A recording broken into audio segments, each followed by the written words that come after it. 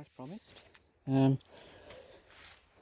said when I lifted that one that I'd take you along the next time I lifted one, and true to my word, I now need some spuds for tomorrow. Doing a potato gratin with some bacon and some cauliflower and broccoli cheese sauce on top. So broccoli and cauliflower just very lightly boiled, steamed up in the blitzer with some cheese and a little bit of double cream. It's gorgeous gratin sauce. Yeah, so let's get on with it. I could take up one of these ones that are looking decidedly ropey, or I could go for one of the, because these are all first earlies down to about here I think, actually, and these are second earlies thereafter, up to that, and then some main crops. However, I think I'm gonna, shall we have a fertile? Shall we have a look and see? Nice as it would be to lift one of these and get a phenomenal amount. Let's see what we've actually got, shall we, before I start digging things up. Is there anything in there worth having?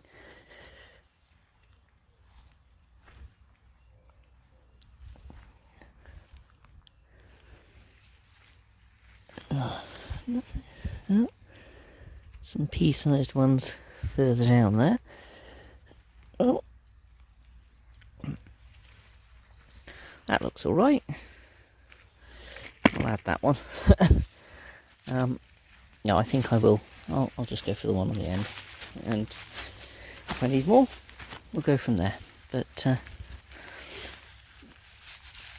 Holmes haven't died back yet. I don't generally eat many new potatoes, but we have a particular desire for potato gratin, so I thought I'll lift one. Normally these will be in. I mean, these have been in huge amounts of time anyway. These are like 15 weeks for this particular set, although it was very cold to start with, so they didn't really get going for a while.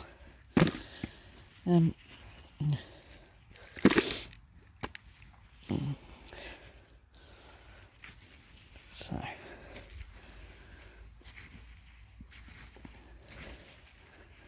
typically, there we go, as these are earlies, these will set themselves over a particular layer.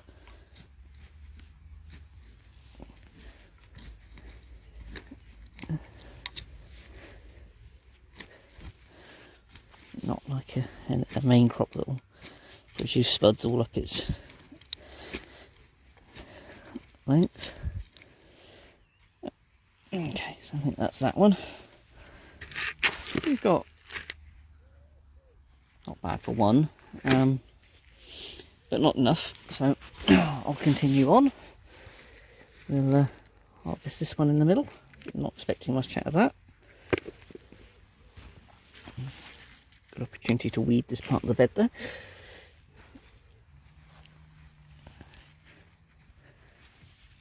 Oh, there's another one.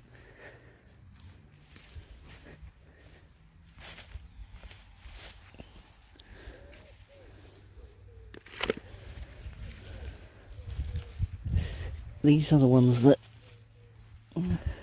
got very badly frostbitten. That I didn't really think were actually going to produce anything at all. So, in fact, they've produced a small, not impressive, but perfectly edible harvest.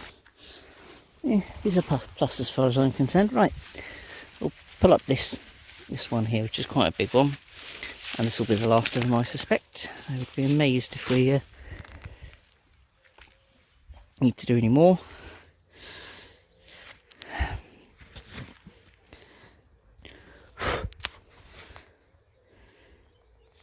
Right, the joys of writing with ballpoint on wooden markers. I can't actually tell you what they are. I'm sure if I look back on one of my other videos, I'd be able to tell. But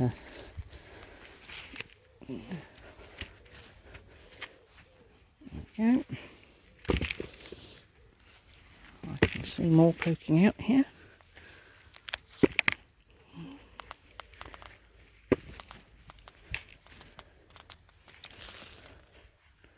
It's a decent sized one.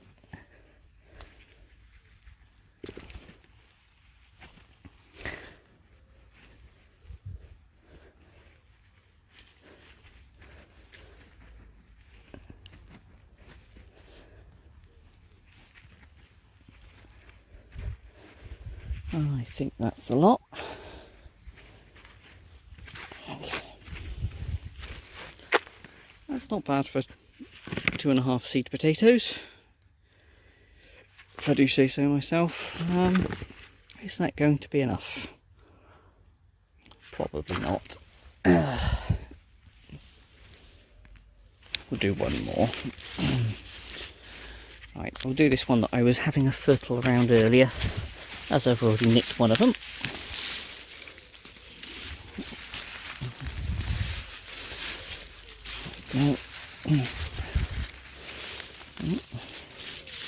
That one seems a particularly well grown one.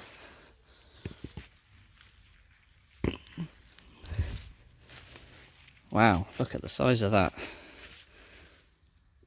That for an early spud is phenomenal. I wonder if that's the only one we're going to get though. We had a couple of the others, so and I did get that one earlier, so there's a couple more in here.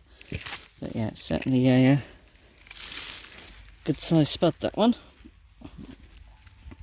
Oh.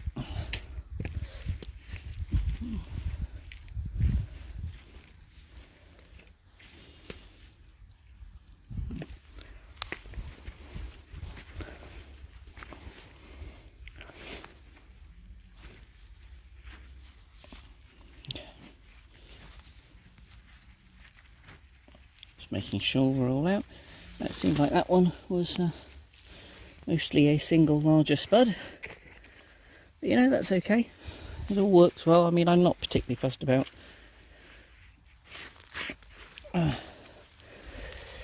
individual, it's more overall yield. That will be more than enough for us to have a gratin with. Managed to clear over a couple of meals the very sparse top end of the bed. You know, I probably won't take any more for at least a week. I'll only take what I need as I need it. Hopefully give these a chance to settle down. As I said in the last one, these are quite wide beds. I mean, this one is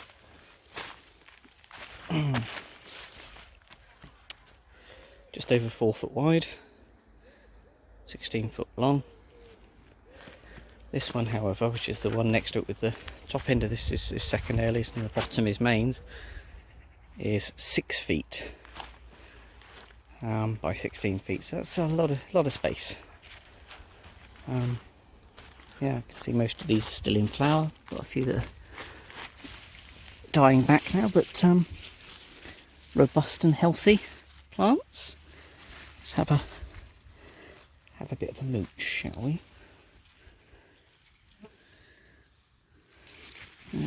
This one seems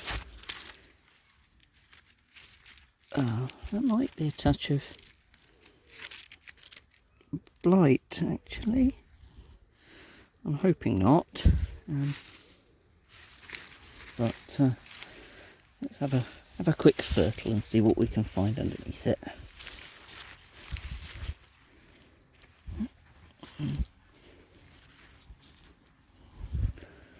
Oh, we do have some potatoes down there. So I shall pop that in my bucket as well while I've been fertiling. I probably won't take up any whole more plants, given that actually the ones I'm collecting from underneath these plants are pretty sizable, so I will fertile from here on out. So that means I'll just scrape away this topsoil, take some of the larger tubers. That one doesn't look very happy at all. Doesn't look blighted. Just looks like it's finished, really. That's an odd one. Oh, sod it. Let's take it and see what we find.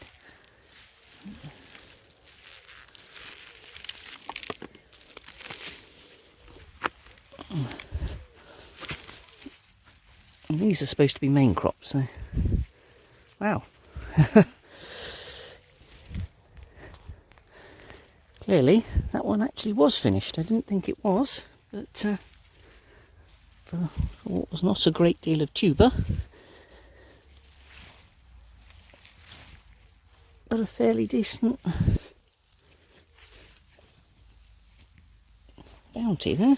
Well, I'm impressed with that. Oh, okay. Anyway, it's just topping up my bucket even more as I go. You know, these will do me for probably 2 meals now. But there you go. Just the first video potato harvest of the season, and I'll see you on the next one.